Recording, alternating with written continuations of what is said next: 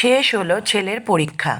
আর যেদিন পরীক্ষা শেষ হলো সেদিনই ছেলের এক বন্ধুর মা আমায় ফোনে জানালো প্রোগ্রাম অলরেডি সেট। সেদিনই বিকেলে সবাই সবার ছানাপোনা নিয়ে যাবে অবকাশ পার্কে। তো আমি তো ভেবেছিলাম যেতে পারবো না, কারণ সেদিনই আমার স্কুলের তরফে এক নেমন্তন্ন ছিল দুপুরবেলা তাহেরপুর। তো সেই জন্য বলেছিলাম ওর বাবাকেই নিয়ে যেতে, কিন্তু আলটিমেটলি দেখলাম আমি 4টের মধ্যে ফিরতে পারলাম। তাই আমাকে স্টেশন থেকে সোজা নিয়ে চলে এলো আর কি আমার হাজব্যান্ড, এবং একসঙ্গেই ঢুকে পড়লাম অবকাশ পার্কে।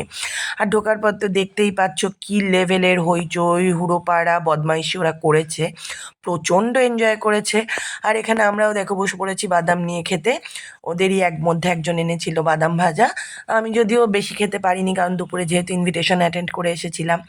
তারপর সবার শেষে নতুন উদ্বোধন হয় এরোপ্লেনে বাচ্চাগুলোকে চড়িয়ে নিয়ে যে যার বাড়ি ফিরলাম সন্ধ্যের মুখে মুখে।